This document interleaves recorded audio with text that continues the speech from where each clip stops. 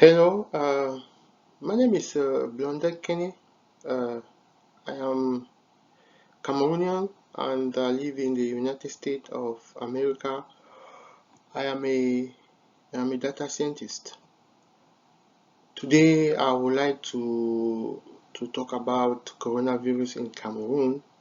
I would like to share with you some of my knowledge, what I do every day in my work as a data scientist. So I would like to introduce to you how to analyze and how to take advantage of data analysis, how to extract information from data and to make business decisions. Chers Camerounais, bonsoir. Moi je m'appelle Blondel Kenny. Je suis Camerounais et je vis aux États-Unis. Je suis data scientist. Aujourd'hui, j'aimerais partager avec vous l'analyse des données, le data science, cas particulier sur le coronavirus au Cameroun, comment analyser les données du coronavirus et prendre des business decisions à propos de l'analyse des données. Le texte est en anglais et je me forcerai de peut-être parler en français, peut-être aussi mélanger le français et l'anglais. Le Cameroun est bilingue. La première page, c'est la compagnie que j'ai mis sur pied pour analyser les données. J'ai créé cette compagnie aux États-Unis. L'adresse, la voici. United States, j'ai une branche au Cameroun. J'ai effectué environ 2 séminaires au Cameroun en 2019 et en 2020 à l'Université catholique de Yaoundé sur l'analyse des données. Vous avez là un screenshot de mon webpage. Faisons dans le cloud, solution, data mining, analytic and insight engineering. Vous pouvez aller à kenelectric.com. Vous voyez là, kenelectric.com. Vous pouvez aller là et avoir plus d'informations sur ce qu'on fait. J'aimerais d'abord passer à ce qu'on appelle disclaimer. Le disclaimer, c'est un statement avant de commencer l'analyse. We are not SAR, COVID or COVID-19 expert or not a medical doctor. Tout simplement que nous ne sommes pas des médecins, nous ne sommes pas des experts en médecine.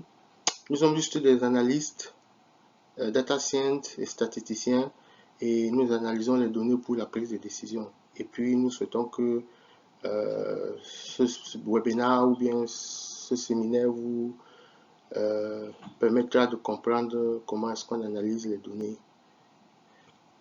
Le scénario que je vais mettre en pratique est le suivant. Nous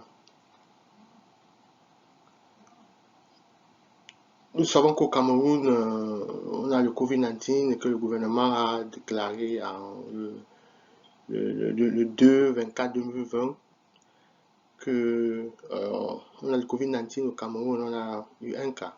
Donc supposons maintenant que on a 10 régions au Cameroun, il y a une population de 26 300 000 habitants et une densité de 56,3% et une médiane d'âge de 19, c'est-à-dire que l'âge médian de la population c'est 19 ans. Et qu'on expérience un outbreak, c'est-à-dire qu'on expérience le COVID-19 et qu'à la fin on estime que les gens vont s'en sortir, ils vont avoir l'immunité, ils vont recouvrir la santé. Et lorsque la pandémie a commencé, le 2-24-2020, le gouvernement camerounais a déclaré qu'il y avait une personne malade. Et à ce jour, qui est le 5, ce jour du 5-30-2020, bon pas aujourd'hui, le jour où j'ai fait ce documentaire, le coronavirus cases au Cameroun était de 5436, le nombre de morts, number of deaths, 177 000 et le nombre de personnes qui ont recouvert la maladie était de 3326. Donc le problème maintenant, c'est suppose that the susceptible person, une personne qui est susceptible a une chance P de contracter la maladie et d'être infectée. Et cette personne infectée maintenant a une probabilité P, par exemple, probabilité Q de donner la maladie à une autre personne. Donc ça, c'est le scénario.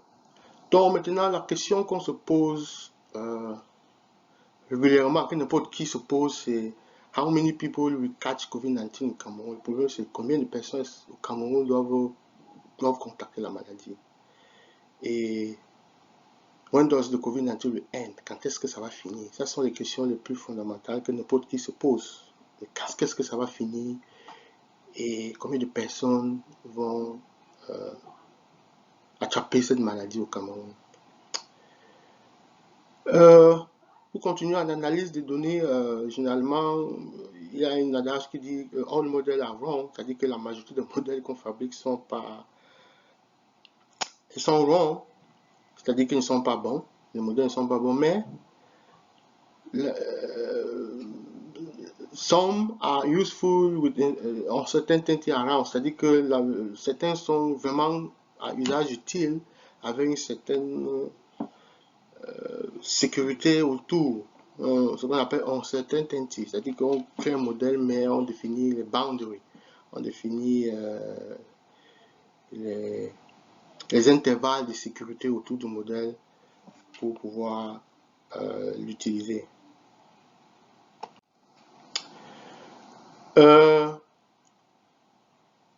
y a deux manières d'analyser les données en épidémiologie. Il y a un modèle qu'on appelle le Time Dependent Model, qu'on appelle le SIR, COVID-19.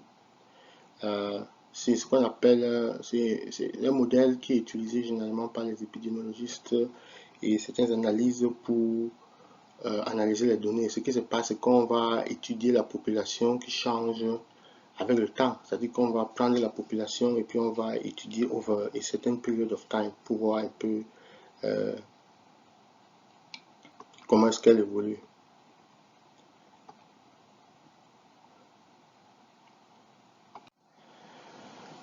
Ok. Il y a certains thèmes qu'il faut falloir définir. Definition of term. Ce qu'on va faire, on va prendre la population du Cameroun, on va la diviser en 3 groupes.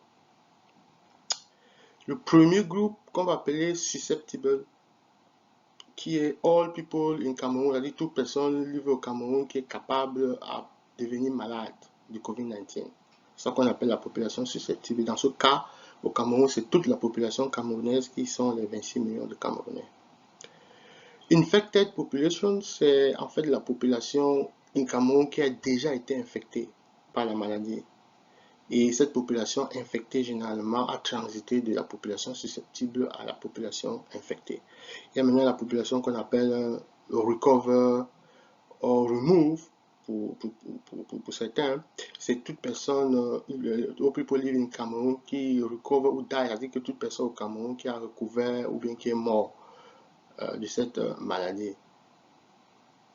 Et on assume que pour guérir de la maladie, il faut transiter dans ces deux populations. Il faut d'abord être susceptible, il faut être infecté avant de recouvrir de la maladie.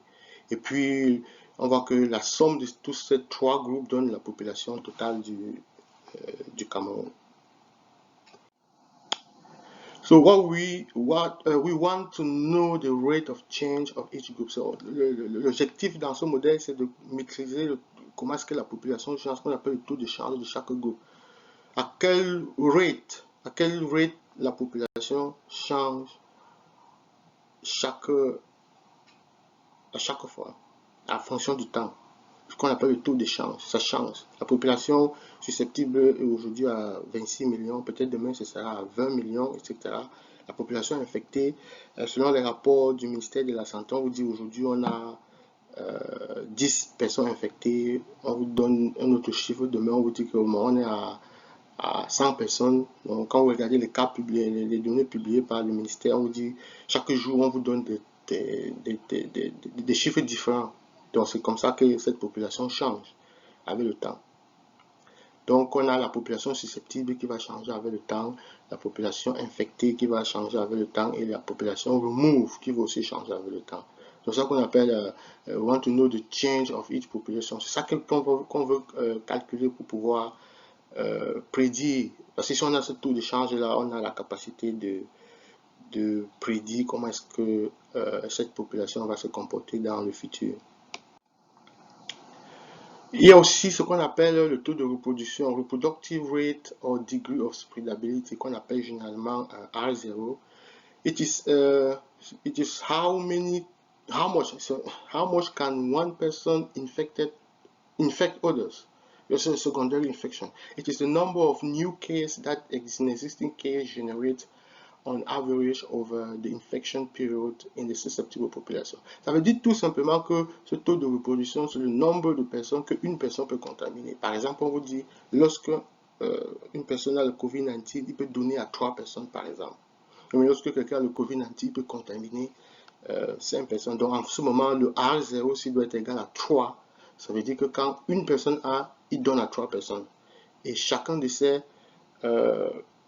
3 personnes vont donner à une personne. Donc, vous avez une personne qui donne à 1, 2, 3 personnes. Et une personne encore qui va donner à 1, 2, 3 personnes. Et ainsi de suite. Celui-ci aussi va donner à 1, 2, 3 personnes. Et celui-ci aussi va donner à 1, 2, 3 personnes. Et ainsi de suite. Donc, en ce moment-là, le R0 est égal à 3. Donc, un peu, c'est un peu ça. Donc, ce taux, ici, il est fonction d'un certain nombre de paramètres. La duration of the infective patient, c'est-à-dire que la durée de l'infection du patient, les infectious organes, les organes qui sont touchés, le nombre de susceptibles dans la population, les conditions environnementales, le comportement aussi de la personne qui est infectée. Et puis pour le COVID-19, les valeurs de R0, qui est une valeur purement mathématique, elle est bien connue, elle varie entre 3,8 et 8,9. Donc c'est ça la valeur approximative statistique de R0. Donc il y a aussi une manière de calculer ce R0 qui est ce qu'on appelle le R effectif, qui est effectif en fonction des données. Si on n'a pas, on peut prendre les nouveaux cas générés par les nouveaux cas qui sont publiés divisés par les cas déjà existants pour avoir une approximation de ce taux-ci de reproductive rate. Il y a aussi ce qu'on appelle le series interval. Series interval is defined as the time duration between a primary case patient, the infector, c'est-à-dire que c'est un intervalle entre deux patients. L'infecteur, c'est-à-dire que la personne qui a la maladie et la personne qui donne la maladie, la personne qui reçoit la maladie. So the infector and the infectee, the secondary case patient infector having a symptom onset, the distribution of the COVID-19 series interval. It is a critical input to determine the basic reproduction rate and the existing interval required. Donc, lorsque une personne a le COVID-19, il donne la maladie à une autre personne. Maintenant, cet intervalle-ci, ça a pris combien de temps pour que celui-ci qui a les symptômes et lorsque celui-ci a donné à celui-ci, ça prend combien de temps pour que celui-ci aussi a les symptômes? On peut dire par exemple 7 jours par exemple. Donc, je dis que dès que celui-ci a les symptômes et qu'il donne la maladie à celui-ci, ça prend peut-être aussi 7 jours pour que celui-ci ait la maladie. C'est un peu ça, la série intervalle. Alors, pour calculer le reproduction rate, généralement, on utilise ce qu'on appelle le recovery coefficient. Le recovery coefficient, en fait, c'est quoi? C'est qu'on dit, on divise par le nombre de jours que ça prend pour qu'un malade recouvre de la maladie. Par exemple, les médecins peuvent dire, ok, selon notre expérience, on constate que pour qu'un malade guérisse, ça prend 15 jours, par exemple. Donc, on va diviser 1 par 15 pour avoir ce coefficient B. Le coefficient de transmission qui est aussi très important, c'est le coefficient le plus important. Describe the effective contact rate of the disease. C'est ça qui le contact entre les différentes populations, parce que lorsque A transmet à B, il faut qu'il y ait un contact entre les deux pour qu'il y ait transmission de la maladie. Come into contact with another individual by unit of time of which the fraction that are susceptible to contract the disease. Donc, on prend le R0, c'est A fois S0 qui est la population initiale divisé par le coefficient B. C'est ça qui donne en fait R0. Ça, c'est la formule mathématique. Et on a aussi vu que ce R0, on peut prendre le nouveau cas généré par la population infectée divisé par les cas existants. Alors, pour développer le modèle, il faut qu'on fasse certaines assumptions. En mathématiques, en modeling, il faut faire certaines assumptions pour pouvoir développer le modèle. Parce que si on ne fait pas des assumptions, ce sera difficile d'arriver à des résultats assez efficaces. So, in mathematical modeling, we must make assumptions to simplify. Pour simplifier en fait l'analyse, il y a certaines assumptions qu'on va mettre. Donc, la première assumption, c'est que la population remaine constante. C'est-à-dire qu'on assume que la population est constante pour faciliter, lorsqu'on fasse des études, on le fait sur un temps bien court. On ne voudrait pas faire des études sur 5 ans, 10 ans. Non, on veut faire des études sur une période assez courte pour pouvoir. Donc, on assume que la population est constante. On assume aussi que le rate of infection est proportionnel, le taux d'infection est proportionnel avec le contact.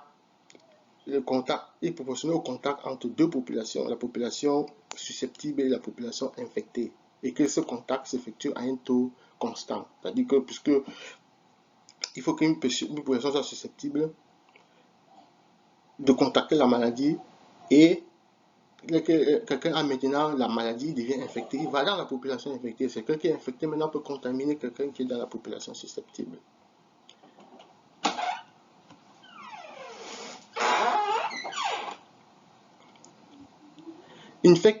Infected will fully recover or die. Si quelqu'un est infecté, on assume qu'il doit soit mourir, soit recouvrir de la maladie. An individual has following stage. So on assume aussi qu'un individu, lorsqu'il est malade, il traverse ces trois étapes-ci. La première étape, c'est ce qu'on appelle expose. Et NI, c'est le number of that expose. So un individu est infecté, il n'a pas les symptômes.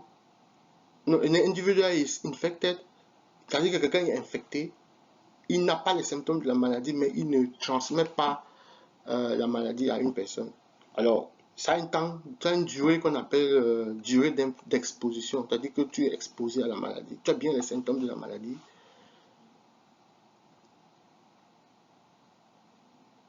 Tu es infecté, I'm sorry, tu es infecté, mais tu n'as pas les symptômes. Parce que tu n'as aucun symptôme de la maladie, mais tu ne peux pas aussi transmettre la maladie à une autre personne. Il y a la deuxième étape qu'on appelle de latent infection. Et il y a aussi le number of those latent infections. NI, c'est le nombre de gens qui sont dans cet état de latent infection. C'est un individu qui est infecté. Il n'a pas les symptômes de la maladie, mais il peut transmettre la maladie à une autre personne. C'est-à-dire que c'est cette étape-ci qui est la plus dangereuse, cette étape de latent infection. Parce que c'est la période où tu es porteur du virus, tu n'as aucun symptôme, mais tu es un distributeur automatique de la maladie. Tu distribues la maladie. So, cette duration aussi, c'est appelé TI, et cette duration aussi, généralement, c'est ça la série intervalle en fait. C'est aussi cette série intervalle que j'ai définie. Alors, c'est ce temps-là qu'on essaie de calculer que, ok, lorsque quelqu'un a la maladie, ça prend combien de temps pour qu'il donne à une autre personne. So, il y a l'étape d'isolation. L'étape d'isolation, maintenant, c'est l'étape où lorsqu'on a diagnostiqué quelqu'un qui est malade, en ce moment-là, on l'exclut de la population. Donc, c'est maintenant à cette étape-ci qu'on donne le nombre d'infectés. On a constaté que généralement, les données qu'on donne, par exemple, au Cameroun, c'est, je crois, le nombre de personnes infectées à ce jour, c'est 5000 quelque chose de personnes. Donc, en fait, ce sont des gens qui sont déjà à cette étape-ci, la troisième étape qui est l'isolation. Mais on ne connaît pas le nombre de personnes qui sont à cette étape-ci, qui est le latent infection. On ne connaît pas, puisqu'ils ne font pas la maladie, ils ne font rien, mais ils transmettent.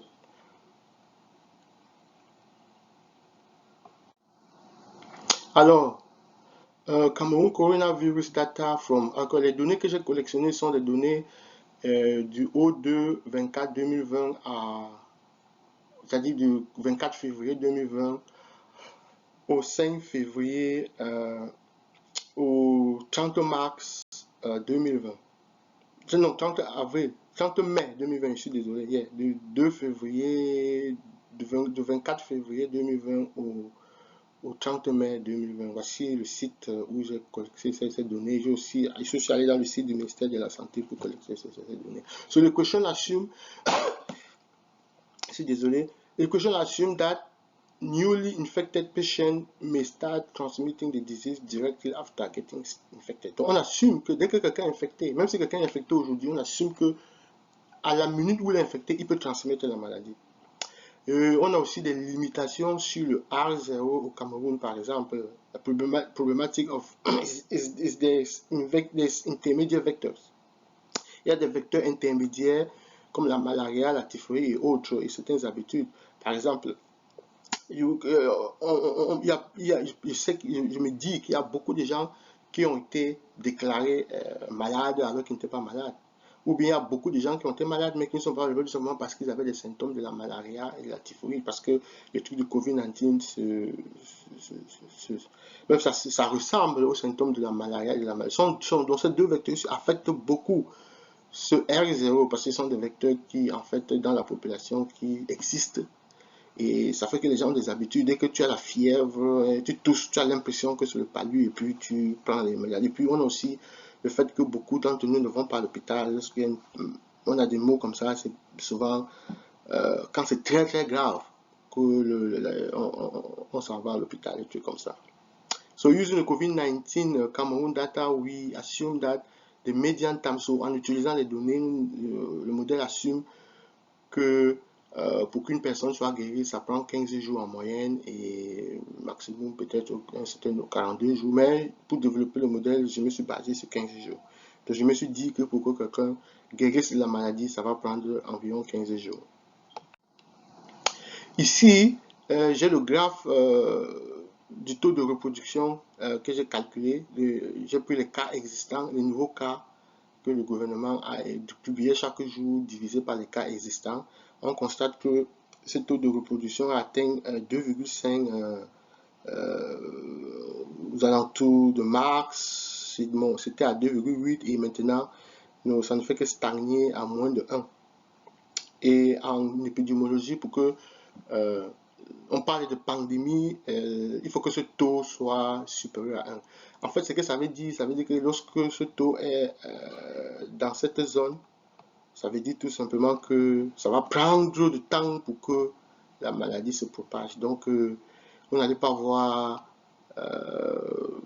des cas compliqués, un peu comme ça se fait partout, où on vous donne des chiffres bizarres. Donc, ça prend du temps, un peu comme au Cameroun actuellement, où on vous dit il y a 100 infectés, demain on vous publie, on vous dit il n'y a rien, c'est peut-être après 3 jours, on vous donne des chiffres qui sont vraiment lents, quoi.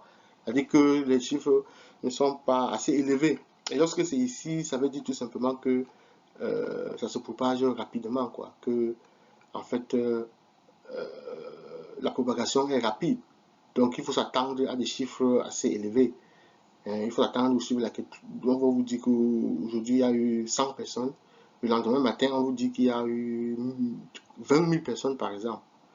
Mais quand c'est ici, on vous dit qu'il y a eu 100 personnes. Demain, on vous dit qu'il y a eu 20 personnes. Après, on vous dit qu'il y a eu 5 personnes, etc., etc. Donc, ça reflète effectivement le taux de reproduction qui se trouve dans cette zone-ci. Et vous voyez, j'ai mis la barre, c'est 1. Quand c'est 1, il n'y a pas de pandémie. Il faut que ce soit supérieur à 1 pour qu'on parle de pandémie, en fait. Cameroun coronavirus data analysis from de février à mai. So, ce qu'on va faire, on va prédire the future, on va essayer de prédire la population future. Quelle est la population future susceptible, la population infectée et la population. Quelle est cette population dans 6 mois, par exemple? On peut dire, ok, quelle est la population? Quelle sera la population infectée dans 6 mois? Quelle sera la population susceptible dans 6 mois? Quelle sera la population remove, c'est-à-dire que le nombre de personnes qui sont décédées, le nombre de personnes qui sont guéries dans les 6 prochains mois, par exemple? Quelle est cette population-là? Est-ce qu'on peut estimer, est-ce qu'on peut avoir une idée de cette population-là si le taux de reproduction est supérieur à 1 et le taux de reproduction est inférieur à 1? Comment est-ce que ces populations vont se comporter? So what will be the maximum number? Par exemple, on peut se dire quel sera le number of infected at a given time. Après ça, on peut dire, ok, quel est le nombre maximum de personnes infectées qu'on peut avoir au Cameroun, par exemple, si le taux de reproduction est égal à, est supérieur à 1 ou si c'est inférieur à 1. Est-ce qu'on peut avoir cette image-là dans la tête? Alors, le modèle que j'ai développé, c'est celui-ci. Ce modèle assume que le taux de reproduction est de 1,27, qui était un taux de reproduction qui est légèrement supérieur au taux de reproduction où on parle de pandémie. Et puis, on assume que ça prend 15 jours pour que une personne soit guérie. Alors, la projection se fait sur une période de, je crois, plus de 6 mois, ça doit être 10 mois, parce que on a initialisé le modèle le 5, en mai, c'est-à-dire qu'on a initialisé le modèle avec ces données-ci. La population susceptible, elle a été initialisée à 26 millions, qui est la population totale. La population infectée a été initialisée à 5436 et la population remove, qui est ceux qui sont guéris et ceux qui sont morts, a été estimée à 3503. Donc ça veut dire que lorsqu'on a développé le modèle, on a initialisé le modèle avec ces valeurs pour voir comment est-ce que le modèle va se comporter. On se dit, ok, si le taux de reproduction est maintenu constant à 1,2, c'est-à-dire que ça prend le temps pour que quelqu'un soit contaminé. Ça veut tout simplement dire que lorsque quelqu'un a la maladie, il donne à 1,27 personnes. Et pour que lorsqu'il donne à 1,27 personnes, ça va prendre 15 jours pour que quelqu'un qui est malade guérisse. Alors, comment est-ce que le modèle va se comporter si on l'initialise avec ces valeurs-ci au 30 mai 2020? On veut voir le comportement du modèle jusqu'en 2021.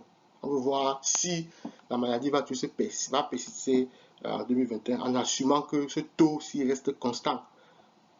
Par exemple, que le gouvernement ne fasse rien. Comme vous voyez ici, si nos gouvernements mesurent, on assume qu'aucune mesure n'est prise, les gens vont qu'à les occupations comme normal, rien n'est fait, et le taux de reproduction est de 1,25. Donc vous voyez que en bleu, on a la population susceptible, en orange, on a la population infectée, et en bleu, on a la population qui est le mot. Vous voyez que la population susceptible diminue avec le temps. On voit ici que la population remove, c'est-à-dire que la population qui guérit et qui meurt augmente avec le temps pour atteindre la population maximale, et la population susceptible a tendance à devenir zéro, c'est-à-dire que la population qui est susceptible de donner la maladie, donc plus la population, et puis on voit que la population infectée, elle est presque constante. Donc c'est ça le modèle ici. Cette courbe ici en fait vous donne une idée de comment est-ce que le modèle se comporte dans le temps, avec un taux de reproduction de 1,27. Avec ça maintenant, avec cette courbe, on peut facilement déterminer quel est le maximum infected population, quelle est la population maximum qui doit être infectée et quand est-ce que cette population infectée doit se faire signaler. Donc on voit qu'avec un taux de reproduction de 1,23, si le gouvernement ne fait rien, si ce taux reste, alors cette population maximale, l'infection maximale, c'est-à-dire que le nombre maximum de personnes pourra arriver en 2021, généralement en mars 2021, le 2 mars 2021, et cette population infectée sera de 616 000 personnes. Donc si le taux de reproduction est de 1,22 et qu'elle est maintenue constante sur cette période de 10 mois jusqu'en 2021, alors il faut s'attendre le modèle nous dit qu'il faut s'attendre à avoir 600 quelque chose de mille de personnes infectées et la population susceptibles en ce moment sera de 21 millions quelque chose de personnes. Et on fait la différence pour avoir la population qui remove. Donc vous voyez qu'avec ça, ça vous donne un peu une idée de comment est-ce que la pandémie se comporte dans la population. Ce qui est le plus important, c'est cette population infectée qui sera de 600 quelque chose de mille de personnes et que ça va atteindre, on pourra atteindre ça en, en mars 2021. C'est un peu ça ce que ça veut dire. Donc vous avez predicted susceptible population and the predicted infected population. Ça c'est le maximum. Le maximum c'est ici. Cette population est maximum à ce niveau-ci pour cette population susceptible. On a aussi la population remove, c'est-à-dire que quelle est la population remove, quelle est la population qui est immunisée et plus ceux qui sont morts. Donc c'est dans les 3 millions. Donc en fait, avec ce taux, on peut estimer que il y aura 3 millions de personnes qui vont recouvrir, plus un nombre qui sera mort. On peut seulement faire la différence pour voir le nombre de personnes qui sont décédées. Et ceci, c'est toujours à cette date-ci. Donc c'est un peu ça le modèle. Qu'est-ce que ça nous dit en fait sur le Covid-19 au Cameroun? Ça c'est hypothétique, c'est-à-dire que si on assume que ce taux de reproduction est égal à 1,27. Alors le deuxième modèle, c'est qu'on assume que le taux de reproduction est de 2,1 et que ça prend toujours 15 jours pour qu'une personne guérisse. Ça, on va faire le même exercice. Là maintenant, ça veut dire tout simplement qu'une personne donne à 2,11 personnes. Donc ça prend plus de temps maintenant pour se transmettre dans la population. Alors comment est-ce que le modèle va se comporter en ce moment? Donc vous voyez maintenant que le modèle se comporte de façon différente. Donc vous voyez qu'on a une population susceptible qui stagne un peu, elle décroît facilement pour presque atteindre 0, parce que c'est ça qui est recherché. Il va falloir que cette population susceptible ici-là devienne presque 0. Et on voit que la population qui remove, elle tend à atteindre la population totale. Et puis, ça c'est la population infectée qui atteint le maximum à ce niveau-ci. Et après, elle commence à décroître pour atteindre. Donc, le maximum est atteint à cette date-ci, ici, à ce niveau-ci.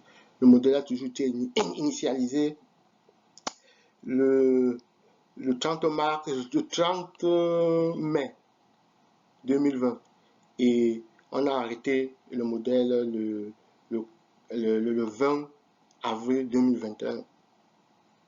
Donc voilà un peu comment le modèle se comporte et voilà les différents paramètres du modèle. Donc maintenant, on veut aussi savoir la population susceptible. Vous voyez que cette population infectée atteint les 4 millions à cette date-ci, qui est en fait en 2020. Donc vous voyez que ça prend moins de temps. Donc à ce niveau-ci, maintenant, c'est le taux de... Oh, j'ai mal fait ici, là, je n'ai pas changé. Ça doit être 2,21 dans le graphe. Donc ça doit être 2,11. Donc ça, il faut arrêter ça. Donc en fait, c'est ça. Donc, on voit que la population infectée, elle est dans les 4 millions. So, 4,5 millions en August 9, 2020. Voilà ce qu'on va atteindre si rien ne fait et que notre taux de reproduction est de 2,1. Donc, ça vous donne un peu une idée de ce qui va se passer en fait si on atteint ce niveau-là et si on ne fait rien. Donc vous voyez un peu comment est-ce que les autres pays, c'est ça qu'ils utilisent pour faire des simulations et voir ce qu'il faut faire pour avoir une idée des décisions qu'on va prendre pour ne même pas atteindre ce niveau. C'est ça juste le modèle. C'est maintenant le comportement de l'homme qui va décider comment est-ce qu'on va arriver pour ce que vous appelez souvent pour the curve down. Donc, c'est ramener cette courbe-ci à un niveau où on n'atteint pas ce chiffre-ci. Et on voit aussi que la population remove atteint les 21 millions à ce moment-ci. À la fin, quoi. C'est parce que ça, c'est à la fin. On voit que c'est la population remove à la fin, c'est 21 millions quelque chose, et puis on va avoir peut-être quelques résidus d'infection dans le modèle à la fin. Donc en fait, c'est ça le modèle. Il y a encore l'autre maintenant qui est celui-ci, le taux de reproduction est de 2,85. C'est-à-dire que si une personne donne à 3 personnes par exemple, donc on a toujours initialisé le modèle de la même manière avec les mêmes variables, la population susceptible et la population totale, la population infectée qui a été déclarée le 30 mai et la population recover, c'est-à-dire que ceux qui sont guéris et ceux qui sont morts qui ont été déclarés le 30 mai. On a initialisé le modèle avec ça, avec le coefficient A et le coefficient B qui sont les variables qu'on initialise le modèle avec. Et ça prend 15 jours pour qu'une personne guérisse. Donc vous voyez que la courbe nous donne quelque chose aussi d'intéressant, mais vous voyez que l'infection est aussi grande, quoi. Donc lorsque on analyse, on voit que nous sommes dans les 7 millions d'infectés. 7 millions en June 30, 2020. Donc ça veut dire que si en fait on a ce taux de reproduction en juin, c'est-à-dire qu'en fin juin de cette année-ci, on sera à 7 millions de personnes infectées. Si on a ce taux de reproduction dans la population camerounaise, le modèle nous dit que le nombre de personnes infectées sera de 7,6 millions le 20 juin. Le 20 juin. Et à la fin, la population sera immunisée. C'est que ça, c'est en fait à la fin la population qui est immunisée contre la maladie et que ça va apparaître. Ça sera le 2 mars 2021, par exemple. C'est ça que ça veut dire. Donc, ça nous permet de comprendre un certain nombre de choses, que le contact ratio est très important et c'est ça qu'il faut utiliser pour baisser le taux de contamination. C'est pour ça que vous allez voir les gouvernements ne proposent pas des mesures barrières et tout ça, comme ça, qui est l'élément fondamental dans tout ça pour éviter la contamination et pour éviter que la maladie se propage. Donc quand vous avez ce genre de modèle, vous avez un peu une vision, ça vous permet de prendre des décisions en fonction d'un certain nombre de données que vous connaissez. Ça, c'était pour la prédiction au niveau du modèle SIR, qui veut dire la population susceptible, la population infectée et la population remote. Un deuxième exercice de prédiction, c'est utiliser ce qu'on appelle le Time Series Data Analysis, c'est-à-dire qu'on va prédire la valeur future des cas que le gouvernement publie chaque jour, la valeur future du nombre de morts que le gouvernement publie chaque jour et la valeur future du nombre de personnes qui ont recouvré. Parce que voilà les trois données que le gouvernement publie chaque jour. On vous dit, ok, aujourd'hui on a eu 100 cas, le nombre total de cas c'est 5000. Aujourd'hui on a eu tel nombre de morts, demain on vous dit on a eu tel nombre de morts, ainsi de suite, dans la population. So what would be the number? Maintenant le problème c'est quel sera le nombre de cas la semaine prochaine ou le mois prochain par exemple. Alors, le modèle qu'on a développé, c'est ce qu'on appelle Time Series Model ARIMA, qui veut dire Auto-Regression, Moving Average, c'est-à-dire qu'on a utilisé, on a allé 3 périodes en arrière, c'est-à-dire qu'on a utilisé 3 valeurs du nombre de cas, 3 périodes du nombre de cas en arrière. Et puis, on a différencié le modèle 2 fois. Et puis aussi, on a utilisé 2 périodes de moving average qui est en fait ce qu'on appelle le trend. Alors, ce modèle, alors, ça, c'est les cas courants que le gouvernement publie chaque année, comme vous voyez là, chaque jour. Du 2 février au 30 mai. Ça sont les cas courants que le gouvernement publie. Et de ce côté-ci, maintenant, on a ce que le modèle a prédit à partir du 31 au 18 mai. On vous dit, OK, quelle est cette valeur future? Et sur ce tableau-ci, vous voyez que le 6-2, le gouvernement a déclaré qu'il y a eu 6394 cas. Et le modèle a dit que on sera en moyenne à 5894 cas et on sera dans les fois 100, le maximum et le minimum c'est de 5481 cas. Donc, on va voir est-ce que le modèle a prédit la valeur qui est bound, c'est-à-dire qui est entre cet intervalle-ci. Vous voyez que cette valeur n'est pas déterminée, mais elle est très proche de la valeur que le modèle a prédit.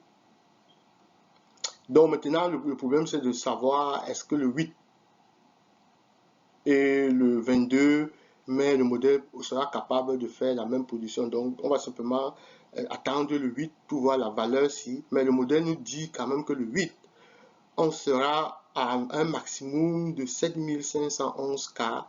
En moyenne, on peut se retrouver dans les 6511 et au minimum, on aura cette valeur-ci. Et puis le 22 juin, le modèle nous dit qu'on sera au maximum à 10 591 cas. Ça, c'est dans c'est au cas où